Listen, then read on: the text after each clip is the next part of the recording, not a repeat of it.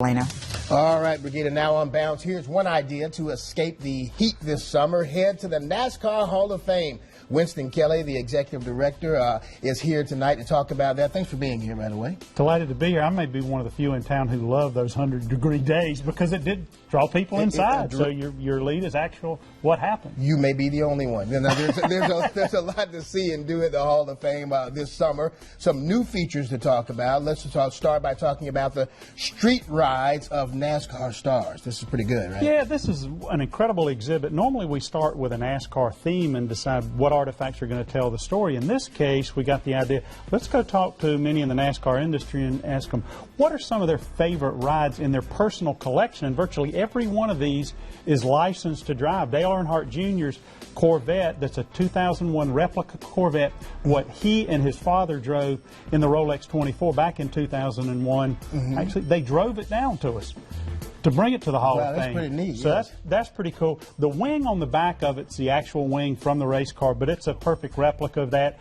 Darrell Waltrip's car. It's actually Stevie Waltrip's, his wife's car, right. His 1970 Oldsmobile. It's the one that they first started dating in. And he tells a very neat story. Ray Evernham, who loaned us his Mercury Cyclone, that's a Dan Gurney special edition, did an interview with every one of the folks who lent us these cars and got inside stories. And Darrell tells about how he pulled off the coil wire and tricked Stevie when she was out with another guy, and then became the hero when he put the coil wire back on the car. That sounds like at the local DW, Dairy Dream. Yeah, you can see that. You know, we've got a 600 horsepower Ford GT from Greg Biffle, a rat rod, which is basically a souped-up hot rod from Joey Logano. We've got a motorcycle from Clint Boyer, a Barney Fife Mayberry RFD car from David Reagan. So just a lot of cool cars. A British taxi cab from Mike Helton. So and that's all right there in the NASCAR Hall of Fame? All right there in the NASCAR Hall of Fame, and great videos that tell the story behind the cars and why they're special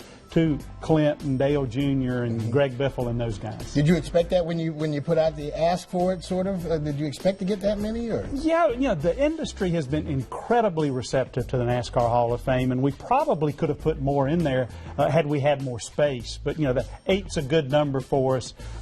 So, you know, we just got great receptivity and what was not at all surprised. Okay, quickly talk about the additions to the Heritage Speedway. Yeah, we've changed out about 250 different artifacts, and one of the things that our guests told us is they'd like to see things a little more linear. So here's an example. This is a helmet from the 1950s that the 1950 champion in what's now the Sprint Cup Series, Bill Rexford wore. And this is a 2013 helmet from Austin Dillon. So you futuristic can see, compared to exactly, that. You can see how things have changed. So all throughout the facility, from 1948, from the starting of NASCAR to 2014, you can see how things have evolved, whether it's uniforms or trophies or helmets or artifacts. We've got a lot of programs that are in there so you can see how that evolved. You can also see major milestones both in the sport and how it compares to United States or world history. You'll see when a racetrack was opened, whether it's 1950 at Darlington or 1969 at Talladega. But you'll also, for folks who may not have followed the sport, you'll see it how it compares to the civil rights movement, how it compares to John F. Kennedy's assassination, the landing on the moon, so people can put things in perspective. All right, let's put up the information about the Hall of Fame in case you want to go. Any special things you want to tell people that might be wanting to go? The Hall of Fame is located on Martin Luther King Boulevard in Uptown Charlotte. Open 7 days a week from 10 a.m. until 6 p.m. The website is NASCARHall.com.